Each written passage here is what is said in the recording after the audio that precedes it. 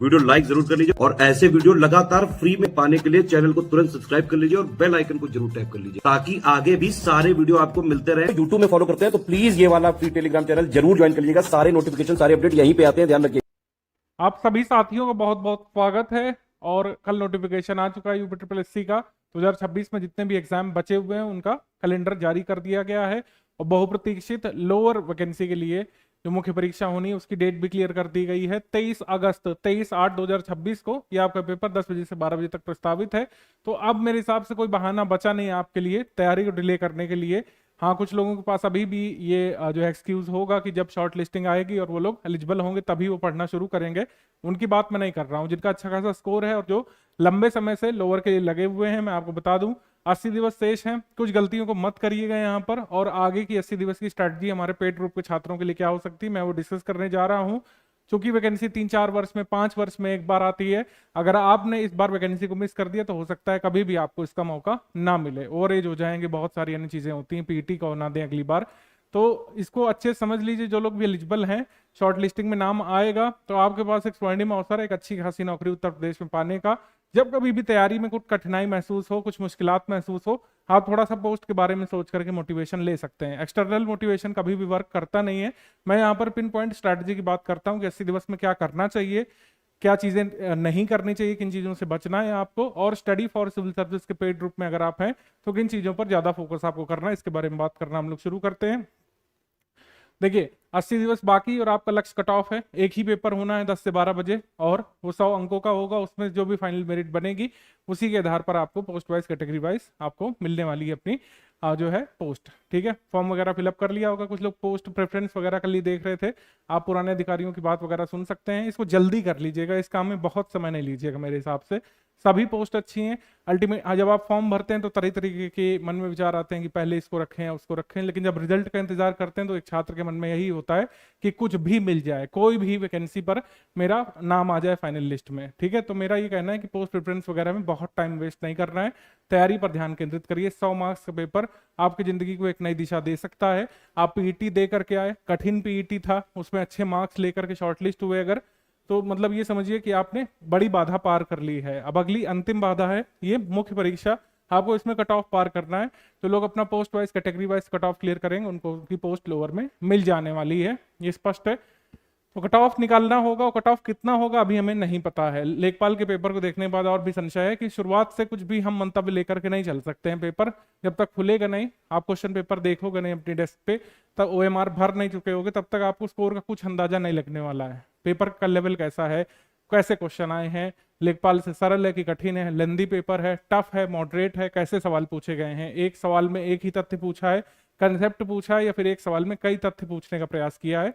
UP triple SC ने आपको paper के दिन ही 23 अगस्त को पता चलने वाला है 2026 में। रणनीति शुरू में क्या हो सकती है, रणनीति हो सकती है तैयारी की। जो आपको सिलेबस लिख करके दिया है, भाग 1 में, भाग 2 में आपका कंप्यूटर और सूचना प्रौद्योगिकी है और समसामयिक प्रौद्योगिकी का विकास नवाचार है, 15 मार्क्स 15 क्वेश्चन।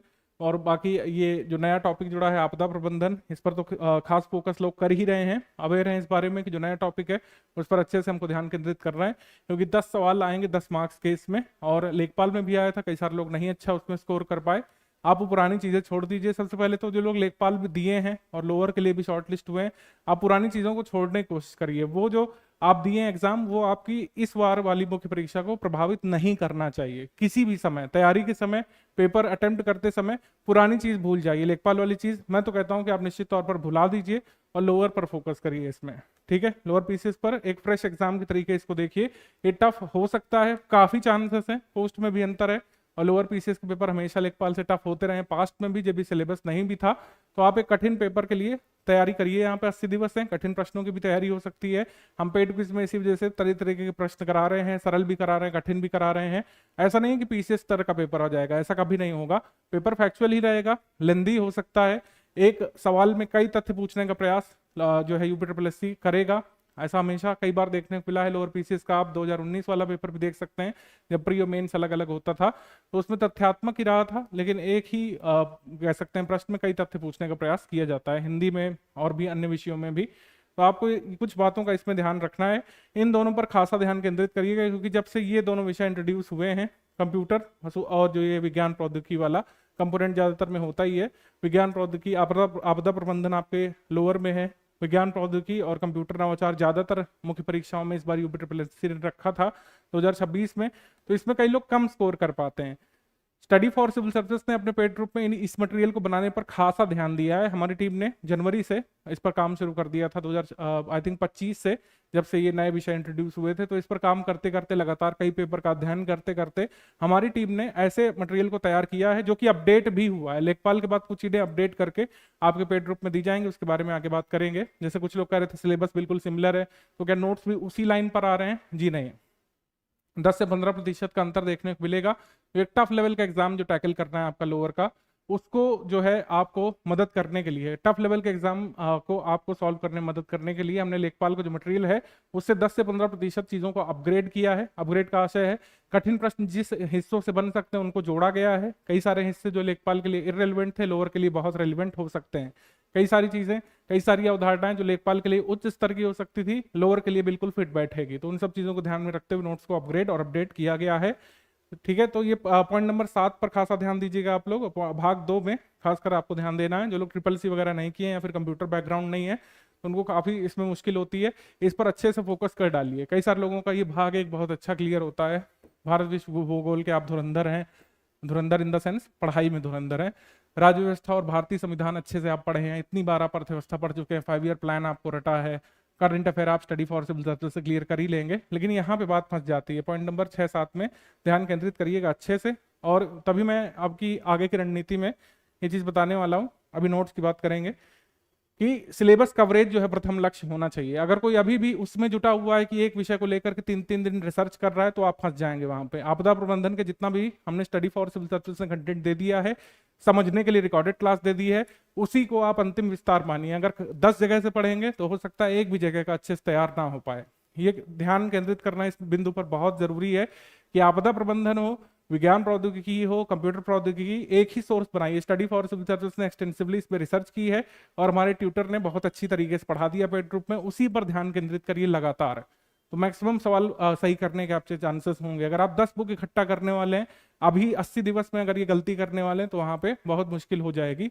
ये लक्ष्य रखिए। यहाँ पर कवरेज होना चाहिए। कवरेज का मतलब है कि आपको सभी जो पॉइंट्स दिए हुए हैं वो कवर करना है। इंडियन हिस्ट्री नहीं छोड़ना है। भारत विश्व भूगोल का जितना आप पढ़े थे या फिर जो हमारे नोट्स हैं उसका रिवीजन करिए। आप ये समझिए कि 100 नंबर का है, अगर आप सारे विषयों पर ध्यान केंद्रित करके जाएंगे तो आपके ज्यादा नंबर ऑफ क्वेश्चन अटेम्प्ट करने के चांसेस बनेंगे। अगर कुछ सिलेक्टेड टॉपिक्स तैयार करके जा रहे हैं तो वहां पे दिक्कत होगी। मान लीजिए आप सिर्फ आपदा प्रबंधन, विज्ञान प्रौद्योगिकी और यूपीजी के पर फोकस करके गए, उन एरिया से डिफिकल्ट सवाल आ गए, और भारत का इतिहास ट्रेडिशनल टॉपिक, अर्थव्यवस्था ट्रेडिशनल टॉपिक, इसको आप कम रिवाइज किए और इससे बिल्कुल आपके सिमिलर लाइंस पर सवाल आ गए जैसे लेखपाल में फैक्चुअल आया था, तब वहां पे दिक्कत है। तो ध्यान केंद्रित करना सभी विषयों पर। मैं ये नहीं कह रहा हूं कि आप सभी विषय छोड़ करके सिर्फ आपदा प्रबंधन या विज्ञान प्रौद्योगिकी देखिए, इनको अच्छे से देखना है, लेकिन रिवीजन सारी जो है कह सकते हैं पॉइंट्स और विषय का करना है। ठीक है, रिवीजन सारी चीजों को करके जाना है जिससे नंबर ऑफ सवाल आप ज्यादा अटेम्प्ट कर पाए। ठीक है, नंबर ऑफ सवाल ज्यादा वही अटेम्प्ट कर पाएगा जो सभी विषयों पर फोकस किया होगा। तो पहला कवरेज, कवरेज यहाँ पर जरूरी है। भले ही आप हिस्ट्री में मनसबदारी प्रणाली कम समझ रहे हैं, लेकिन उसमें था क्या, मनसबदारी सिस्टम में क्या होता था, कौन लेके आया, अकबर लेकर के आया, उसमें मनसबदार के कर्तव्य क्या होते थे, मनसबदारी कितने प्रकार होते थे, पेमेंट कैसे मनसबदार को मिलता था, नियुक्ति की प्रक्रिया को क्या बोलते थे, है ना। कीवर्ड पर फोकस करिए। नहीं समझ आ रहा है कोई दिक्कत वाली बात नहीं, लोअर पीसीएस अधिकारी बन जाइए, फिर आप बढ़िया पीसीएस की तैयारी करिए, उसमें समझने पर फोकस करिए। मेरा कहने का मतलब आप समझ रहे हैं कि भले ही अब चीजें कम समझ में आ रही, लेकिन कवरेज करना ही है। अगर आपको एमएस वर्ड बहुत अच्छे तरीके से नहीं भी समझा तो आपको कमांड वगैरह लर्न करना है, आपको जो टैब वगैरह स्विच होते हैं वो देखना है, उससे क्वेश्चन आएगा। कोई प्रैक्टिकल तो होना नहीं है, तो आप क्यों इतना शर्मा रहे हैं कि भाई मुझे नहीं पावर पॉइंट पूरा आ रहा है। पावर पॉइंट की अगर आपको फैक्ट्स क्लियर है बहुत बढ़िया बात है। ठीक है, मैं एक एग्जाम्पल दिया, जो भी टॉपिक है, नैनो टेक्नोलॉजी है, नैनो टेक्नोलॉजी हो सकता है आपको बहुत अच्छा नहीं समझ में आया, लेकिन नैनो टेक्नोलॉजी की डेफिनेशन सवाल आ गया, आप सॉल्व कर लेगा, अच्छी बात रहेगी एग्जाम में। ठीक है, तो दूसरी चीज ये है कि सभी मतलब ये भाग जो कह सकते हैं जो कह सकते हैं ये वाले जो विषय मैंने बताए, भाग 2 के विषयों पर ध्यान दीजिएगा। यहाँ पर कंप्यूटर प्रौद्योगिकी, सूचना प्रौद्योगिकी पर ध्यान देना है, और आपदा प्रबंधन जो नया विषय जुड़ा है इस पर अच्छे से आपको ध्यान केंद्रित करना है। तो नए भाग हैं या फिर तो आपके लिए नए भाग हैं, उस पर ध्यान केंद्रित करना है। जल्द से जल्द इसका रिवीजन करिए, हमारे नोट से करिए। स्टडी फॉर सिविल सर्विस का वीडियो देख लीजिए, नहीं समझ में आ रहा है। अंतिम तौर पर अगर मान लीजिए एग्जाम के 60 दिवस 50 दिवस भी आप ज्वाइन करते हैं, तब भी मेरा संदेश यही रहेगा, आपदा प्रबंधन नहीं समझ में आ रहा है, स्टडी फॉर सिविल सर्विस का पेड ग्रुप में रिकॉर्डेड वीडियो देखिए और उसके नोट्स पढ़ डालिए। उससे भी आप जो है कट ऑफ भर के सवाल निकाल ले जाएंगे।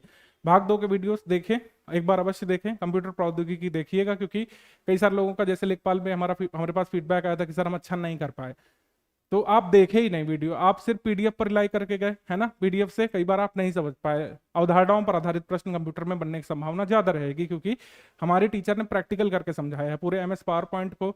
एमएस एक्सेल बहुत बड़ा टॉपिक है, 5 घंटे में उसको समझाया है पूरा। एक्सेल खोल के आपके सामने एक्सेल स्क्रीन रहेगी, कैसे जो है ये सब चीजें बनती हैं, कौन कौन से फॉर्मूला लगते हैं, फॉर्मूला कैसे फंक्शन करता है, सब कुछ समझाया है। तो मतलब एक बार पीडीएफ का पढ़ा हुआ भूल जाएंगे, लेकिन जो आप विजुअलाइज किए वीडियो क्लास में, हो सकता है एमएस एक्सेल में आपको स्ट्राइक कर जाए दिमाग में, तो आप क्वेश्चन सही निकाल ले जाएंगे। तो इस पर ध्यान केंद्रित करना है। कंप्यूटर प्रौद्योगिकी वीडियो मैं तो कहूंगा जरूर देखिए, भले ही आपकी तैयारी के 20-40 दिवस बचे हुए हों। कंप्यूटर प्रौद्योगिकी और जो कह सकते हैं आपदा प्रबंधन, विज्ञान प्रौद्योगिकी, इन सब के वीडियो देखना सुनिश्चित कीजिए। भाग 1 का जो विषय नंबर 6 विज्ञान प्रौद्योगिकी, इसके लिए नोट से अच्छे से रिवीजन करिए। विज्ञान प्रौद्योगिकी के best note study for civil service ने बनाए हैं। लेखपाल में भी तमाम स्टूडेंट्स ने अपने सही सवाल किए थे। 8 साइड के स्टूडेंट्स जो कभी विज्ञान प्रौद्योगिकी पर इतना ध्यान केंद्रित किए ही नहीं, वो लोग भी अच्छे नंबर ऑफ क्वेश्चन निकाल करके आए हैं। देखिए 8 से 9 घंटे अब निकालना ही होगा। जो सीरियस है, जो लोअर पीसीएस पोस्ट के लिए सीरियस है, वो ऐसा करेगा। अदरवाइज आप मेरी बात को नकार देंगे कि सर इतना नहीं चाहिए होता है। 100 नंबर का पेपर है, मैक्सिमम करना है। मैक्सिमम करने के लिए 8 से 9 घंटे यहाँ पर निकालना पड़ेगा। स्टडी फॉर सिविल सर्विस का मटेरियल ऐसा 8 से 9 घंटे में आराम से पूरा तैयार हो जाएगा। 1-2 बार लोग अच्छे से रिवाइज भी कर लेंगे। और जो हमारे प्रैक्टिस रिसोर्सेज हैं, पेड क्विज टेस्ट सीरीज, इस पर बहुत अच्छे से फोकस करिएगा। मैं फिर से आपको बता रहा हूँ कि लेखपाल वाली स्ट्रैटेजी थोड़ा सा अलग हटा दीजिए। लेखपाल के लिए मान लीजिए फैक्चुअल सवाल आए, कंसेप्चुअल अवधारणाओं से नहीं पूछा, ठीक है। आपके लेखपाल पेपर में इकोटोन नहीं पूछा, जो है पर्यावरण पारिस्थितिकी में जो है कह सकते हैं बड़े बड़े विषय छोड़ दिए। कीस्टोन स्पीसीज टर्म किसने दिया, ये सब चीजें पूछी। लेकिन जो आपका लोअर का पेपर है, उसमें हो सकता है अवधारणाओं पर आधारित सवाल हो, नेशनल पार्क, बायोस्फीयर रिजर्व, इन सब की अवधारणाओं पर हो सवाल, कैसे कैसे रेस्ट्रिक्शंस इसमें होते हैं, है ना। और जो है नंबर से एसोसिएटेड सवाल हो सकते हैं। लेटेस्ट नेशनल पार्क कौन सा है, लेटेस्ट बायोस्फीयर रिजर्व कौन सा है, बायोस्फीयर प्रोग्राम कब शुरू हुआ था, अवधारणाएं क्या क्या हैं, कौन कौन से अधिनियम वर्क करते हैं, कौन कौन से प्रोटोकॉल्स रहे एनवायरनमेंट में, ये सब नहीं पूछा वहां पे, लेकिन यहाँ पूछ सकते हैं, ठीक है। ऐसे ही आपदा प्रबंधन में कई सारे लोग बहुत सारी धाराएं रट के गए थे, बहुत कुछ नहीं पूछा उससे लेखपाल में, लेकिन इसमें आ सकता है। तो विषय वही है, लेकिन अप्रोच बिल्कुल अलग हो सकती है क्वेश्चन की, ये बात ध्यान में रखिएगा, ठीक है। और पेड क्विज टेस्ट सीरीज पर इसी वजह से ध्यान केंद्रित करना है, क्योंकि जैसे आपदा प्रबंधन है, तो हमने अपने नोट से खूब सारे सवाल इसमें टेस्ट सीरीज में बनाए हैं, पेड क्विज में बनाए हैं। उसको अच्छे से अध्ययन करिए, उसका अभ्यास करिए, वो आपको फैक्ट रिटेन करने में हेल्प करने वाला एग्जाम में। और इस नियम का ध्यान रखिएगा, नियत नियम नियति आखिरी नियति है। कुछ लोग कहेंगे लक फैक्टर है, हमेशा ही किसी भी वस्तुनिष्ठ एग्जाम में, सब्जेक्टिव एग्जाम में लक फैक्टर है, लेकिन आपका जो इंटेंट है और जो आप फॉलो किए अनुशासन, जो आप हार्ड वर्क किए, उसका रोल ज्यादा है। इसमें भी आप देखेंगे 3 टर्म है, नियत नियम नियति। तो नियत और नियम का महत्व तो हमेशा ही नियति से ज्यादा निकलेगा, मेरा ऐसा एक्सपीरियंस है। और इसी के साथ मैं आपको बता दूं कि स्टडी फॉर सिविल सर्विस जो है अपने पेड ग्रुप में नोट्स को प्रीपोन किया है। पहले हमारा टारगेट था कि हम इसको करीब अगस्त लास्ट तक खत्म करेंगे, लेकिन अब तो 23 अगस्त को पेपर ही है, तो ये सभी नोट्स आपको विषयवार जल्दी मिल जाएंगे आपके पेड ग्रुप में। उत्तर प्रदेश सामान्य ज्ञान सभी कंप्लीट नोट्स अपडेट करके 6 जून को मिल जाएगा, है ना। कंप्यूटर स्पेशल सामान्य ज्ञान 8 जून को मिल जाएगा। भारतीय राज्य व्यवस्था, भारतीय संविधान 10 जून को। पर्यावरण प्रौद्योगिकी, पारिस्थितिकी और आपदा प्रबंधन ये मिल जाएगा पॉइंट नंबर 4 12 जून को मिल जाएगा। विज्ञान प्रौद्योगिकी नोट्स 14 जून को मिल जाएंगे, सामान्य हिंदी 16 जून। इतिहास, राष्ट्रीय आंदोलन 17। डीआई का कंटेंट आपको मिल जाएगा 20 जून को। और करंट अफेयर की पापा पीडीएफ एग्जाम से 25 दिवस पहले मिल जाएगी। कुछ लोग करंट अफेयर के लिए जैसे पूछ रहे थे, तो मेरे हिसाब से सिर्फ मैगजीन पर फोकस करिएगा एग्जाम से 25 दिवस पहले, यानी कि करीब जो है हम आपको जुलाई में 25, 26 या 27 तारीख को दे देंगे, है ना। उस पर अच्छे से फोकस कर लीजिएगा, वही सफिशिएंट रहेगा करंट अफेयर। 5 मार्क्स के लिए 5 के 5 सवाल आप सॉल्व कर ले जाएंगे उस मैगजीन से। अलग से वीडियोस वगैरह देखने में टाइम वेस्ट मत करिए, वही समय आप अपने कमजोर विषयों को मजबूत करने में लगा सकते हैं, ठीक है। तो इस तरीके से विषयवार आपको नोट्स यहाँ पर कंप्लीट करा दी जाएंगे। 20 जून तक मेजर नोट्स मिल जाएंगे और करंट अफेयर आपको एग्जाम से 25 दिवस पहले मिल जाएगा, जुलाई लास्ट तक में मिल जाएगा कुल मिलाकर के 28 तारीख तक। तो इस तरीके से लोअर पीसीएस का ये हमारा कमिटमेंट था। आपका कमिटमेंट ये है कि जो भी मटेरियल दिया गया है और इसके साथ जो पेड क्विज चल रही है, लगातार डेली बेसिस पर 40 सवाल करा रहे हैं, उसको करते जाइए। टेस्ट सीरीज को भी प्रीपोन किया है। आपके सभी टेस्ट जो है 23 जुलाई तक 25 जुलाई तक सारे टेस्ट हो चुके होंगे। उनका अच्छे से लास्ट मंथ में रिवीजन करिए, रिवीजन पर ज्यादा फोकस करिए आखिरी महीने में। इस वजह से सारे जितने भी हमारे कमिटमेंट थे हमने जल्दी पूरे करने का निर्णय लिया है, जिससे आपको मैक्सिमम बेनिफिट हो। और इस तरीके से स्टडी फॉर सिविल सर्विस की लोअर की रणनीति ये रहेगी। मैंने आपको बताया कि जो नए विषय हैं उस पर ध्यान केंद्रित करना है, लेकिन कवरेज सभी का रखना है, उसी में मैक्सिमम बेनिफिट है।